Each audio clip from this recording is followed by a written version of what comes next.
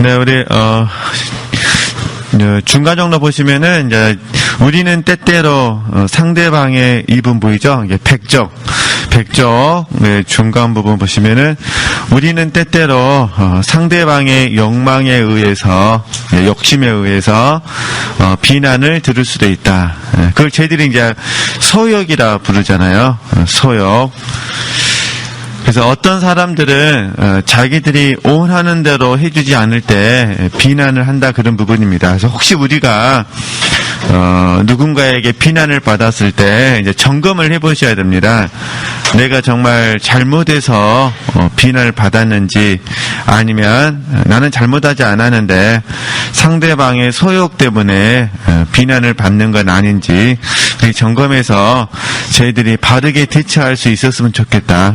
그런데 우리가 잘못하지 않았고 상대방의 소욕에서 나온 부분이라면 저희들이 전부일 수도 없고 그 다음에 모두일 수도 없다. 이렇게 적용해 주시면 감사하겠다, 그런 부분입니다. 이렇게 이제 공부하는 이유는 우리 자신을 지키기 위해서 그렇습니다. 우리 자신을 지킨다는 부분은 우리 전 인격을 의미하기도 하고, 또 작은 부분에서는 우리 시간을 또 의미하기도 하고, 또 우리 섬김의 에너지 배우셨잖아요. 네, 섬김의 에너지라 이렇게 부르는 부분과 포함을 해서 이렇게 적용해 주시면 도움이 되실 것 같습니다. 네.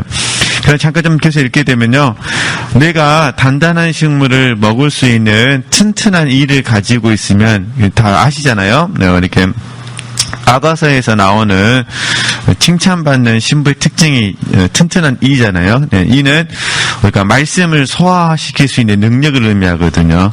그래서 우리가 튼튼한 이가 있다면 얕은 말씀도 먹을 수 있고, 그다음에 깊은 말씀도 먹을 수 있다. 그런데 만약에 내 이가 부실하다면 배우기는 다 배우지만 소화는 시키지는 못한다는 부분이죠. 그래서 그러므로 우리는 모든 말씀을 다 듣고 먹고 그 다음에 소화를 시킬 수 있어야 되고, 이는 과정 속에서 우리 속사람이 하나님의 법을 즐거워하게 되어진다라고 이해하시면 되실 것 같습니다. 네. 그래서 이제 배워서 아는 것은 우리가 이해한다라고 부르잖아요. 배워서 아는 것은 이해한다 이렇게 부르고, 소화를 시킬 수 있다는 것은 마음으로 수용한다는 뜻이거든요. 그래서 어떤 분들은 이해도 되고 수용도 되고, 또 어떤 분들은 이해는 되는데 수용이 안 되는 경우도 있고, 또 어떤 분들은 이해도 안 되고 수용도 안 되기도 하고 그러죠. 그래서 이해하고 수용하는 곳은 혼의 자리거든요. 그래서 사실 저희들이 혼이 믿음, 겸손, 온유의 덕을 덧입어야 됩니다. 그래야만 저희들이 하나님의 뜻을 바르게 이해하고 수용하는 사람이 되거든요.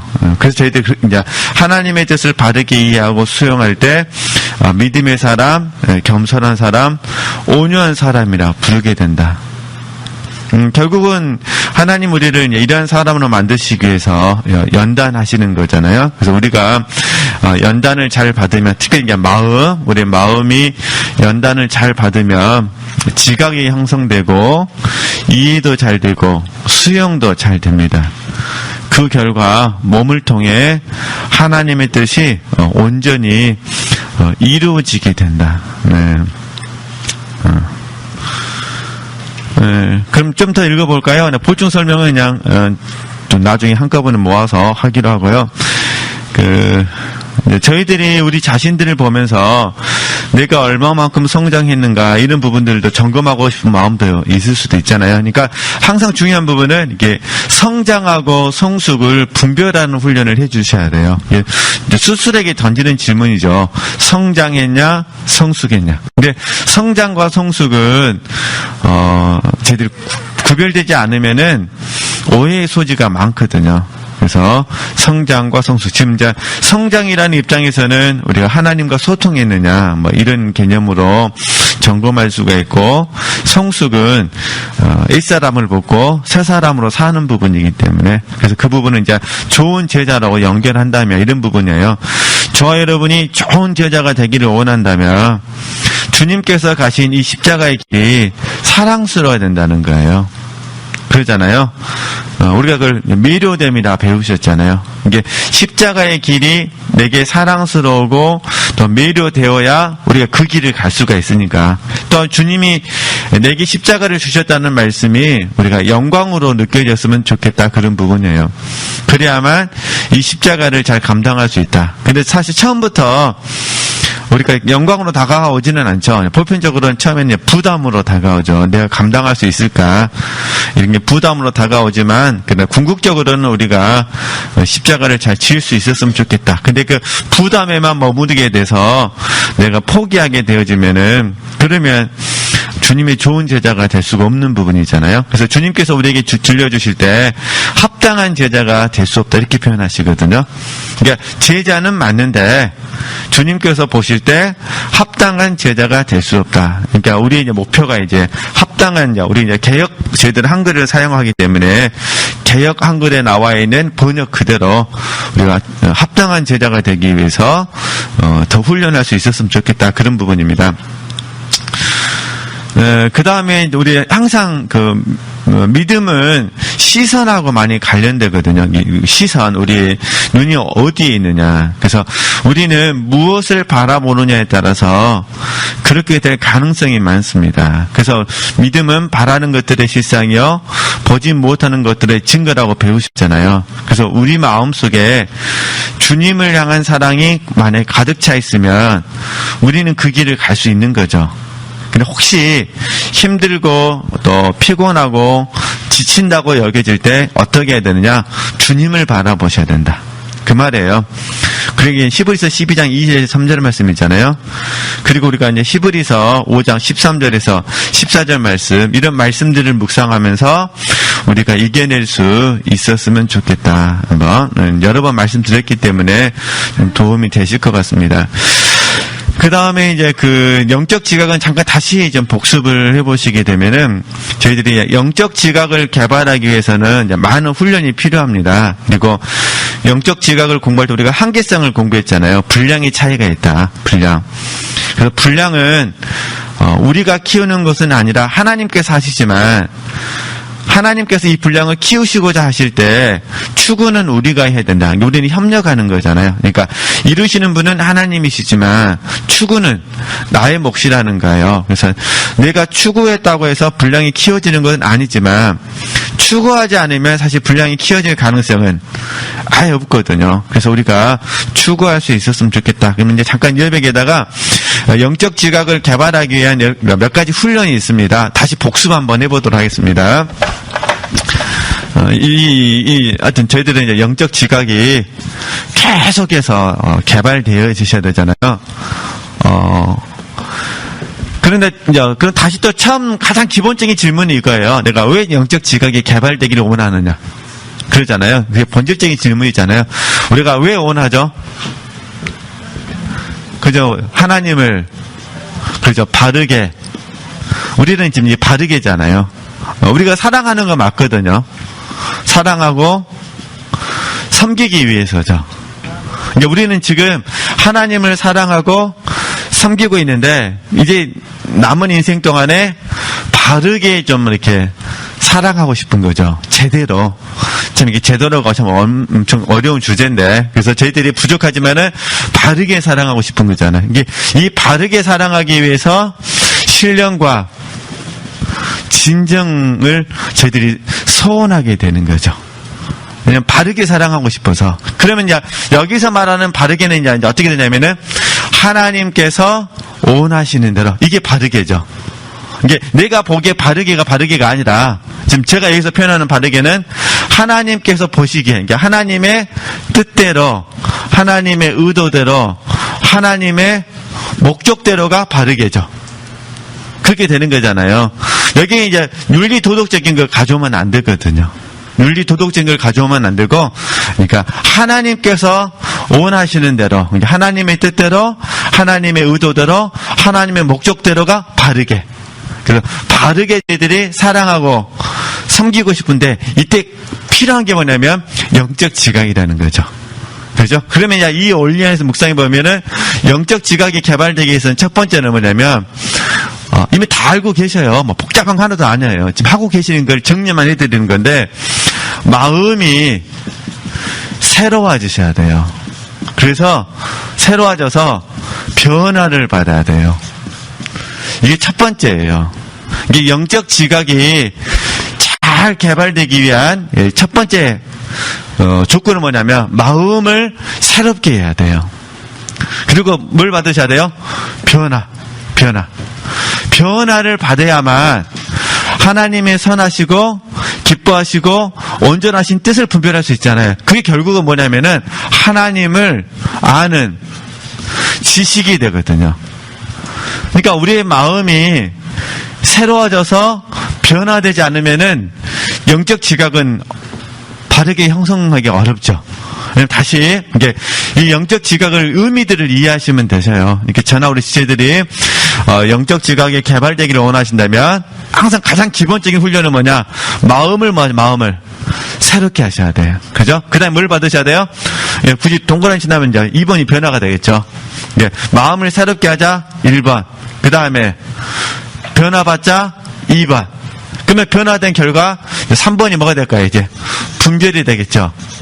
이렇게 분별. 그러니까 마음을 새롭게 하고 변화받고 그 다음에 분별하자. 이게. 예. 그러니까 우리가 할 수 있는 부분은 뭐냐면은 마음을 새롭게 하는 거예요. 그렇죠? 이 마음을 새롭게 한다는 이 부분을 표현을 할 때 이미지를 사용해 보시면은 자 우리가 하고 있는 그 이미지를 사용해 보면은 이런 부분이죠. 우리가 여러 번 저희들이 같이 공부를 했으니까 공부한 내용을 가지고 이제 적용을 해보게 되면 마음을 새롭게 한다는 부분은 이제 하나님께 가까이 한다. 이것도 일종의 마음을 새롭게 하는 부분이죠. 저희들이 이제 오전에 일장성의 삶을 사시다가 내가 마음을 새롭게 하게 되면 어떤 특징이 있다는 거죠. 이미지가 하나님께 가까이 하게 되는 거예요.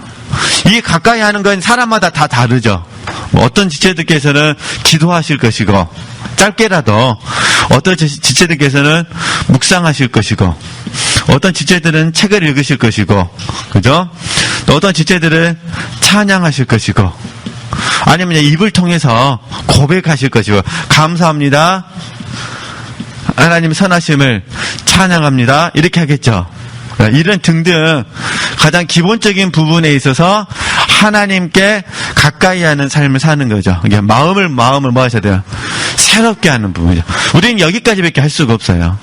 그러니까 우리 스스로가 각자의 입장에서 하나님께 가까이 할 수 있는 방법들을 우리가 이제 찾아야 되는 거죠. 이제 두 번째, 마음을 새롭게 하는 게 마음을 바꾸는 거잖아요. 그러니까 이 부분에 있어서 어떤 경우에는 뜻을 정할 수도 있겠죠. 이제 어떤 경우에는 마음을 새롭게 하기 위해서 뜻을 정하는 경우가 있을 것이고 또 어떤 경우에는 마음을 지키는 경우도 될 수도 있겠죠. 어떤 경우에는 이제 마음으로 뜻을 정한 것과 동일한데 소원을 드릴 수도 있겠죠.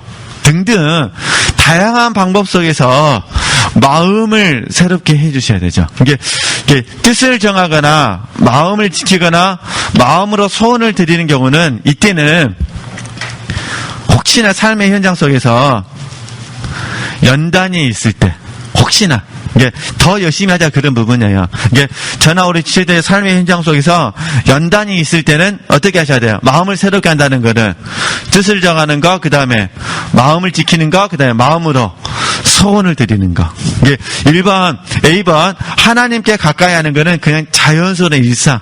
그리고 지체들께서 시간이 있으실 때 점검하는 시간이든 묵상하는 시간이든 어떤 형태가 된 게 자연스럽게 일상 속에서 우리 지체들이 마음을 새롭게 하는 때는 이제 기도하시거나 묵상하시거나 경건서적을 읽으시거나 하나님을 찬양하시거나 하나님께 고백하시거나 다양한 부분들 여기 이제 침묵도 들어갈 수도 있겠죠. 어떤 형태가 됐든 간에 우리 지체들이 할 수 있는 방법으로 사용하시면 되시고 그러나 혹시 삶의 현장 속에서 사건이 와서 연단이라고 느껴지실 때는 뜻을 정하시고, 그 다음에요, 마음을 지키시고, 마음으로 소원을 드리시고, 세 번째, 혹시 더,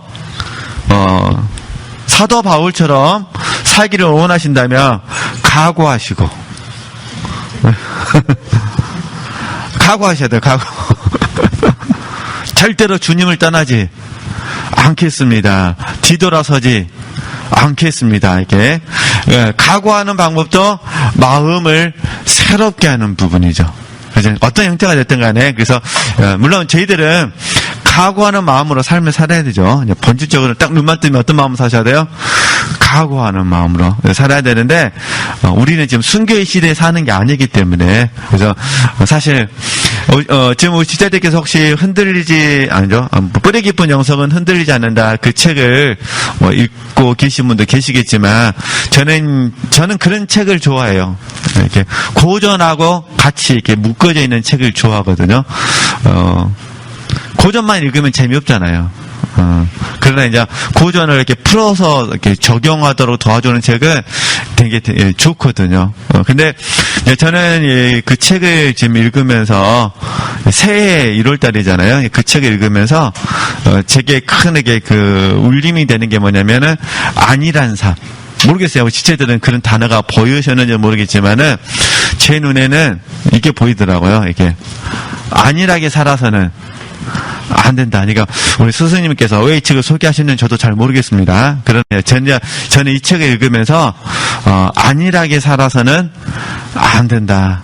그러니까 이걸 이제 제가 도전을 많이 받고 있어요.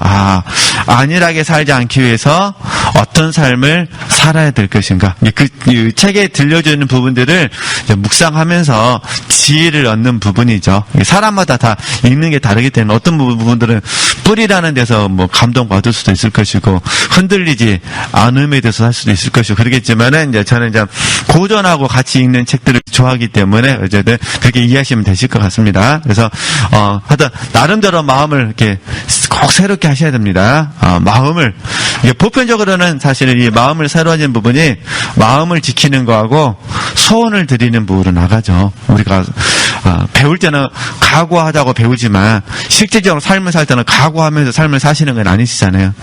그러잖아요. 딱 눈 뜨자마자 내가 오늘 하루도 죽을 각오로 내가 자기를 부인하리라 이러지는 않으시잖아요. 딱 아침에 일어나자마자 내가 오늘 하루도 내가 죽을 각오로 점심 한 끼 먹을 거야 이러지 않으시잖아요.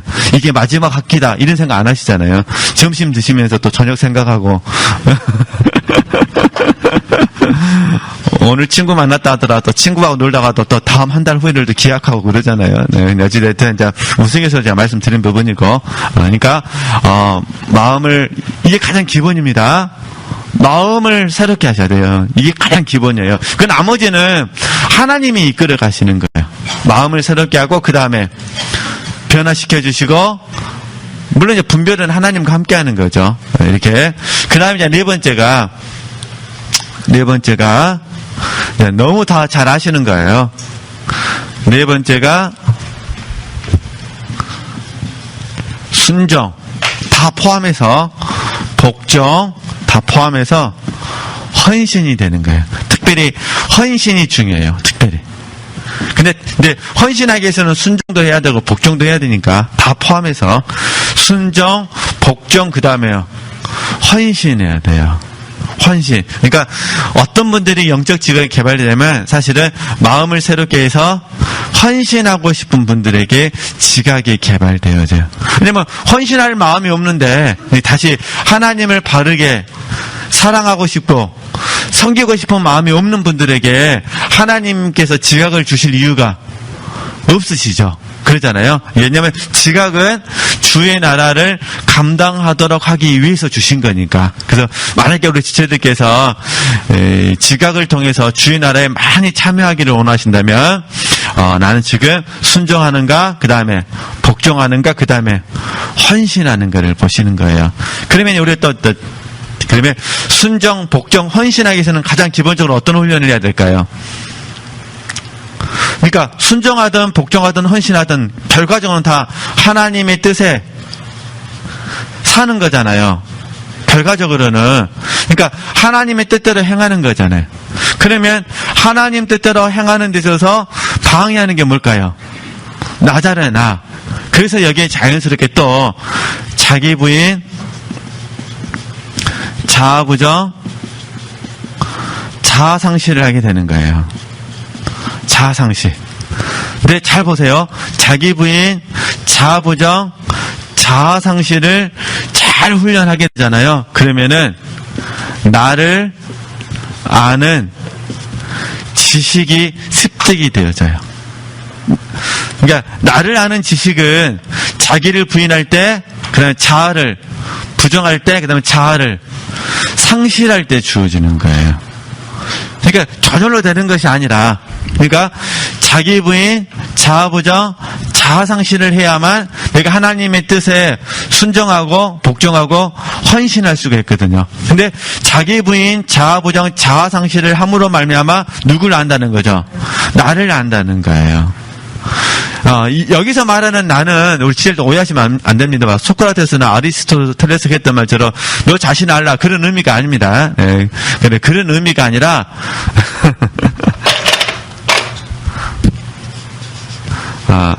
자아의 특징을 아는 겁니다. 자아의 특징. 이제 앞에서 이야기했던 걸 전부 종합해서 말씀드리는 거예요. 자아의 특징.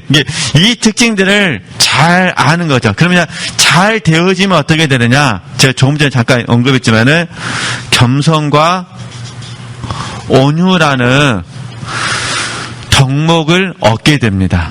겸손과 온유라는 덕목을 얻게 되는 거죠. 그리고 여기에 이제 던져지는 질문이 뭐냐면, 충분한가? 완전한가? 라는 형용사가 붙게 되어지죠.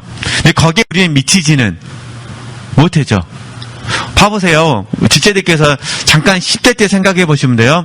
10대 때 부모님이 지체들에게 참 너 이렇게 부지런하냐 이런 말 들으셨다가 한번 생각을 해보도록 하겠습니다. 그러면 부모님이 보실 때 10대 애가 참 부지런해요. 그러면 10대에 부지런한 거예요. 그러니까 20대가 되면 어떻게 될까요? 그 부지런함의 용량은 더 커지는 거예요. 30대는요 더 커지고, 이게 성장의 개념이잖아요. 그러니까 우리가 본질적인 부분에 있어서 겸손과 온유라는 이 덕목을 가졌다고 해서 완성된 게 아니라 지금 그 시점에서 그렇다는 거예요. 그러면 하나님께서 이제 우리에게 지각을 통해서 헌신으로 이끌어가기를 원하셔요. 더 헌신하기를 원한다는 거예요. 더 헌신하기를 원하면 어떻게 될까요? 그러면은 겸손의 분량이 더 커져야겠죠. 그러니까 온유의 분량도 더 커져야겠죠. 특별히 겸손과 온유의 덕목이 갖춰지게 되면 자기 부인, 자아 부정, 자아 상실은 훨씬 쉬워집니다. 그러면 이분들에게 제가 하나님의 뜻을 행한다고 그러는데 이걸 연결해서 말씀드리면 이런 부분이에요. 진리에 거스르지 않게 되는 거예요. 성령께 거스르지 않게 되는 거예요. 성령보다 앞서는 건 또 다른 개념이에요. 이해되시겠죠? 성령보다 앞서는 거는 내가 묻지 않아서 그런 거고, 지금 여기서 제가 표현하는 진리에 거스르지 않는다, 성령께 거스르지 않는다는 거는 성령께서 말씀하셨을 때 하나님의 뜻 말씀하셨으니까 말씀하신 것에 대해서 뭐하지 않는다는 거죠. 거스르지 않는다. 그 다음에 성령께 거스르지 않는, 시켜서 반대하지 않고 순종한다는 거예요. 이게 이 훈련들을 해야만 이제 영적인 지각이 계속해서 개발되어지는 거거든요. 그러니까 하나님을 아는 지식, 그 다음에 나를 아는 지식이 되겠죠. 그리고 이 헌신을 방해하는 존재가 있어요. 그게 마귀죠. 그러니까 마귀와 영적인 싸움을 통해서 부분적이지만 저희들이 사단을 아는 지식도 갖게 되어지는 거죠. 그래서 이 세 가지가 다 알아지게 되는 거예요. 마귀에 대해서 알아지게 되고, 나에 대해서 알아지게 되고, 하나님에 대해서 알아지게 돼요. 그러면 종합적으로 이제 하고 마무리하고 또 교재로 돌아가도록 하겠습니다. 그래서 우리 지체들께서 분별한다고 하실 때 세 가지를 보는 거예요. 하나님께 나왔냐, 자아에서 나왔냐, 아니 또 넓은 의미에서 소욕에서 나왔냐, 그 다음에 마귀에서 나왔냐, 이렇게 보는 거예요. 저희들이 분별한다라는 원리 안에서 묵상했을 때, 이게 영적 지각 속에서 분별한다는 거는 하나님이냐, 나냐, 그 다음에요, 마귀냐가 되는 거예요. 통상적으로 저희들이 마귀에 대해서는 잘 말하지 않죠. 왜냐하면 우리 공동체 내에서는 이제 어느 정도 마귀에 대해서는 분별할 것이라 믿기 때문에 마귀에 대해서는 잘 말하지 않고 그냥 하나님이냐 나냐에 초점을 많이 맞추게 되죠. 이제 공부하는 시간이니까 이제 마귀에 대해서 같이 말씀을 드리는 거예요.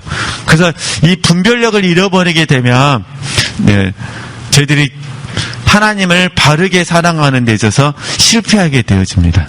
그래서 대표적으로 사울왕 같은 경우도 분별력을 잃어버리게 되니까 엉뚱한 행동을 하게 되잖아요.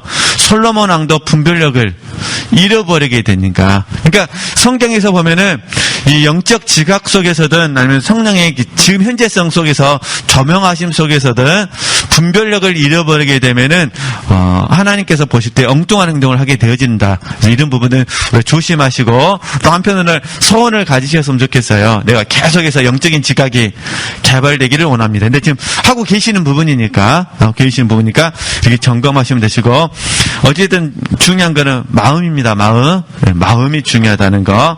그래서 지체들께서 마음을 계속해서 새롭게 하시는데 더 힘을 써주시면 감사하겠습니다. 또 새해가 됐으니까 또 마음을 또 날마다 새롭게 하셔가지고 주의 좋은 군사로 세워졌으면 좋겠습니다. 그럼 제가 이제 정리하는 차원에서 읽어보게 되면 이제 101조 마지막 문장 보시면은 영적 지각은 크게 세 가지로 나눈다 했잖아요. 첫 번째는 하나님을 아는 지식, 그 다음에 하나님의 말씀을 아는 지식, 이게 첫 번째고, 두 번째는요, 나를 아는 지식, 그다음 세 번째는 마귀를 아는 지식, 그죠? 이렇게. 그러면 이제 좀 내려오시면은 그러면 영적 지각의 목적은 뭐냐? 이런 부분이에요. 영적 지각의 목적, 분별하기 위함이다. 보이시죠? 영적 지각의 목적은 분별하기 위함이에요. 그러면 분별의 목적은 뭐냐? 하나님의 나라를 잘 감당하기 위함이고, 두 번째는 마귀나 나를 포함해서 사람들에게 속지 않기 위함이죠. 그래서 우리는 이 부분을 혼의 잠재력 속에서 공부를 했어요. 혼의 잠재력에 속아서는 안 된다. 이렇게 잘 적용해 주셔야 됩니다. 그 다음에 이제 이미 다 말씀드렸으니까 잠깐 읽고 넘어가겠습니다. 히브리서 5장 14절 말씀처럼 지각을 사용한다는 것은 결국 뭐 한다는 거죠? 분별한다는 겁니다. 그죠? 그래서 저희들이 지각을 사용해서 분별하면 바로 감당하려고 하는데 사실은 감당할 수도 있고 감당하지 못할 수도 있습니다. 그러니까 어떤 경우에는 연단을 받아야 될 때가 있거든요. 그래서 어떤 경우는 지각을 사용함으로 바로 감당할 수도 있고 또 어떤 경우에는 지각을 사용함으로 먼저 뭐 하는 거죠? 연단을 받을 수가 있어요. 근데 주로 연단 받을 경우에는 객관적 구속사가 될 가능성이 많죠. 그래서 우리가 지각을 통해서 선악을 분별하게 되어진다. 그래서 하나님에게서 나온 것인지 혼에서 나온 것인지 마귀에서 나온 것인지 우리가 잘 알았으면 좋겠고, 그 다음에 선은 늘 배우셨잖아요. 선은 하나님과 관계가 있고 악은요 하나님과 관계가 없고, 그래서 우리 선악을 윤리적이고 도덕적인 것으로 이해해서는 안 된다는 거 이렇게 잘 이해해 주시면 좋겠습니다. 그 다음에 또 저희들이 늘 배워야 될 공과가 우리에게는 영의 일이 있고 뭐죠?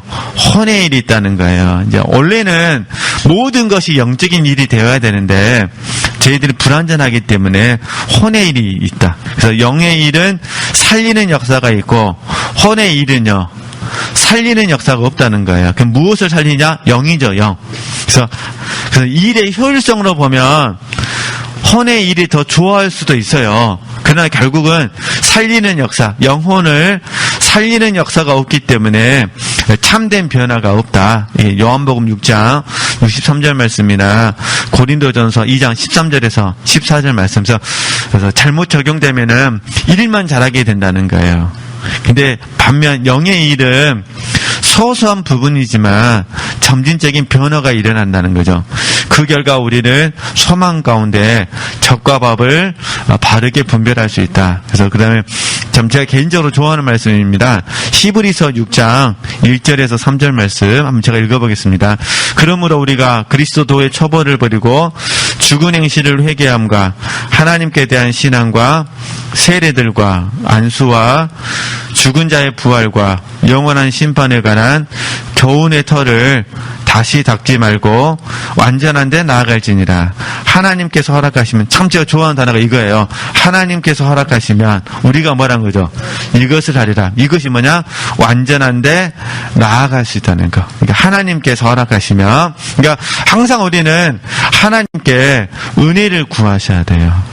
그래서 그 103쪽에서 제가 잠깐 말씀드렸던 부분은, 근데 완전한 데로 나가기 위해서는 버려야 되거든요. 이게 먼저 버리고 그 다음에 완전한 데로 나가야. 그럼 뭘 버리냐? 그리스도의 처벌을 버리는 거죠. 근데 많은 분들이 그 처벌을 버리지를 못 하시는 거예요. 그러니까 버리지 않으니까 집착하거나 뭐라는 거죠. 고수할 수 있는 거죠. 그러다 보니까 소원은 있는데 완전한 대로 나가지를 못한다는 거예요. 정말 우리 지체들께서 완전한 대로 나가기를 소원하신다면 그리스도의 처벌을 뭐 하셔야 돼요? 버리셔야 돼요. 이걸 이제 좀 더 확장하면은 지금 내가 알고 있는 하나님을 내려놔야 돼요. 그래야 더 깊이 있는 하나님을 만날 수가 있거든요. 이렇게 한번 적용하면, 동의되시면 한번 적용해 주시면 좋겠습니다. 그래서 이제 어쨌든 히브리서 6장 1절에서 3절 말씀, 그 다음에 요한일서 2장 12절에서 14절 말씀, 이런 말씀들은 결국 성장과 관련됐다. 그래서 요한일서 2장 12절에서 14절 말씀은 제가 읽지는 않고 설명만 보겠습니다. 그래서 요한에 의하면은 영적 성장에 따라서 자녀가 있고, 그 다음에요 아비가 있고, 그 다음에 청년이 있고, 아이가 있다. 그래서 이런 부분들에 대해서 우리가 성장으로 이해하면 좋겠다. 그 다음에 로마서 8장 29절에서 30절 말씀에도 우리가 성장의 개념을 알 수 있다. 그런 부분이에요. 그래서 좀 내려오시면, 우리 그리스도인은 하나님의 아들이신 예수님의 형상을 본받아야 합니다. 그리고 예수님을 본받는 삶에도 구체적인 과정이 있음을 알아야 합니다. 이때 과정을 변화 과정이라 불러요.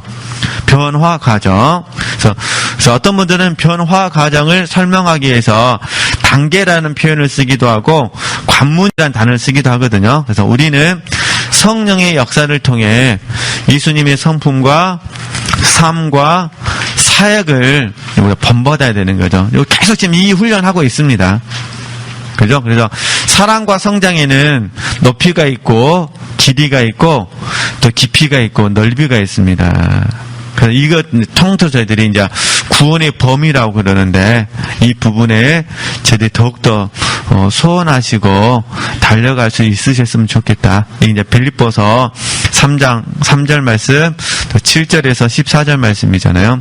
그 구원의 범위 놓치시면 안 됩니다. 그래서 많은 분들이 어느 정도 성장하게 되어지면은 주관적인 구속사를 놔버리고 객관적 구속사에 초점을 맞추게 되거든요. 그러면 안 됩니다. 그래서 저희들이 이제 반복해서 가르치는 부분이 객관적 구속사 안에서 주관적 구속을 다루어야 된다고 늘 이렇게 말씀을 드리는 거예요. 그러니까 처음에는 어쩔 수 없이 주관적 구속사에 초점을 맞추게 되거든요. 처음에는. 그러나 영적인 원리 안에서 바라보면은 이제 지금부터는 객관적 구속사 안에서 주관적 구속을 뭐 하셔야 돼요? 다루셔야 되는 거예요. 그러니까 객관적 구속사, 우리는 참여라고 배우셨잖아요. 참여. 오늘 주제로 설명하면 하나님을 바르게 사랑하고 섬기는 것이 객관적 구속사죠. 그러잖아요. 이걸 저희는 또 예배자라고 부르기로 약속을 했잖아요. 이게 이제 객관적 구속사잖아요. 그러니까 주의 나라에 참여하기 위해서 주관적인 구속을 이루는 거예요. 내가 어떤 부분이 더 깨어져야 되는가, 어떤 부분이 더 넓혀져야 되는가. 그러니까 주관적인 구속을 다룰 때는 파쇄되어져야 될 부분하고 그 다음에 넓혀져야 되는 넓힘. 그래서 파쇄되어지는 부분을 저희들이 벗음이라 불렀고, 넓혀지는 부분을요 이쁨이나 부르게 된 거죠. 이제 이 훈련을 이제 해주셔야 되는 거예요. 근데 목적은 객관적 구속사. 그러니까 객관적 구속사 안에서 뭐 하시는 거죠? 벗고 이쁨을 공부를 해주셔야 돼요. 이전에는 내가 객관적 구속사는 알았지만 그게 내게 의미가 없었어요. 근데 지금은 객관적 구속사가 내게 의미 있게 다가오는 거예요. 그냥 내게 가치 있게 다가온다는 거예요. 내가 존재하는 이유는 객관적인 구속사다. 이게 알아졌다는 거죠. 근데 그 객관적 구속사 안에서 참여하려고 보니까 내가 벗어야 될 부분도 많고 그 다음에 입어야 될 부분도 많다는 걸 알게 된 거죠. 그러니까 벗고 입음에 대해서 열심을 내게 되는 거예요. 이 부분에서 열심 이렇게 되어지는 거죠. 그러니까 누구를 위해서 열심을 내느냐? 하나님을 위해서, 하나님의 나라를 위해서 이렇게 되어지는 거예요. 한번 지체들이 이렇게 한번 열심을 내보셨으면 좋겠어요. 그죠? 좋겠습니다. 그러니까 우리 지체들이 이곳에 오시는 것도 이제 생각을 바꾸셔야 돼요. 이곳에 오시는 이유가 뭐 하기 위해서요? 객관적 구속사에 참여하기 위해서 오신 거예요. 그렇죠? 저도 참, 이게 서로 참여하기 위해서 와가지고 지금 뭐 하는 거죠? 서로 지금 학습하는 거예요. 훈련 연단 실제는 아닙니다. 지금 이곳은 지금 학습하는 시간이에요. 이게 원리들을 계속해서 반복하고. 우리도 뭐가 잘 돼야 돼요? 기본. 이게 성장할수록 기본에 충실해야 돼요. 그죠? 지체들이 20년 전보다는 많이 성장하셨잖아요. 성장했는데 지금 뭐 하고 계셔야 돼요? 기본에 충실하죠. 저는 그래서인지 모르지만 계속 저 자신에게 그 기본에 대해서 각인을 시키죠. 그렇게 잘 사냐? 이러면 저도 할 말은 없습니다. 어떻게 우리가 잘 산다고 말할 수 있겠어요? 그거는 이제 하나님께서 우리를 평가하실 부분이고, 단지 우리는 뭐 하자는 거죠? 계속해서 반복해서 또 배우고 배워서 기본에 충실하시는 겁니다. 네, 그러면 이제 그럼 다시 객관적 구속상에서 뭐 하셔야 돼요? 주관적인 구속을 다루셔야 돼요. 네, 이렇게 이 원리를 적용을 잘 해주셨으면 좋겠습니다. 그럼 제가 또 한번 다시 구원의 범위에 대해서 한번 보도록 하겠습니다. 네. 그러니까 하나님은 우리를 미리 정하시고 부르시고 의롭다 하시고 영화롭게 하셨습니다. 많은 분들이 구원의 범위를 놓쳐버리고 객관적인 구원만을 선호합니다. 그 결과 과정 없이 100%의 행위나 삶을 요구하는데 사실 이것은 불가능합니다. 그러므로 우리는 영적 성장의 과정과 구원의 범위를 이해해야 됩니다. 우리는 이기는 생명에 대해 배웠습니다. 이기는 생명의 범위는 계속해서 확장되어야 됩니다. 이기는 생명의 원리를 한 번 터득했다고 해서 모든 삶을 이기는 것은 아닙니다. 단지 뭐라는 거죠? 한 번 이겼을 뿐입니다. 이 한 번이 두 번이 되고 두 번이 10번이 되도록, 즉 이김이 계속해서 많아지도록 뭐하는 거죠? 훈련해야 됩니다. 이기는 생명을 아는 것과 이기는 생명의 범위가 확장되는 것은 별개의 영역입니다. 그래서 많은 분들이 아는데 안 된다고 그러거든요. 근데 그게 정상이에요. 아는 것이 되면 그건 비정상적인 것이죠. 그러니까 아는 것이 되도록 하기 위해서 훈련하는 거죠. 그렇게 이해하시면 되실 것 같습니다. 네. 그래서 우리는 뭘 하셔야 되냐? 경건에 이르는 연습을 하셔야 돼요. 그죠? 그래서 우리는 확장되는 과정 가운데 실수할 수도 있고 성공할 수도 있습니다. 실수했다고 해서 이기는 생명이 아니라고 말할 수는 없습니다. 단지 상태의 문제일 뿐입니다. 우리는 주님이 다시 오실 때까지 이 상태의 문제를 계속 적용해야 합니다. 그 결과 이기는 생명은 우리 안에서 자연스럽게 역사합니다. 이는 운전하는 것과 비슷합니다. 영으로서 범행실을 죽이는 일이 자연스럽고 능숙하게 되며 또한 이기는 생명의 범위가 점점 확장됩니다. 우리 모두는 계속해서 이 훈련을 하고 있기 때문에 행위가 완벽하다는 의미에서 상대방을 비난하거나 판단해서는 안 됩니다. 이거 정말 조심하셔야 됩니다. 우리는 뭐 해줘야 되냐? 격려해줘야 됩니다. 격려. 이해되시겠죠? 위로해 주셔야 됩니다. 그리고 권면해 주셔야 됩니다. 그래서 비난할 것이 아니라 충고를 해주셔야 됩니다. 충고. 정말 사랑하는 마음으로. 네. 그래서 영적인 부분뿐만 아니라 혼적인 부분에서도 다른 사람의 실수에 대해 과민하게 반응하면 나중에 내가 실수를 할 때 똑같이 말한 거죠.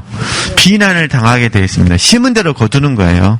그래서 절대적인 기준으로 말할 때는 거기에 걸리지 않을 사람은 하나도 없습니다. 그 화살이 자기에게 돌아올 것을 생각한다면 말하는 것도 늘 조심해야 합니다. 만약 절대적인 기준으로 잣대를 삼으면 율법적인 신앙생활이 되어 마귀가 좋아할 뿐입니다. 어느 누구나 실수를 합니다. 한 번 실수를 했다고 해서 영원히 실수하는 것은 아닙니다. 그러므로 우리는 항상 하나님 앞에 겸손하게 살아야 하며 하나님의 은혜 안에서 성장하는 자가 되어야 합니다.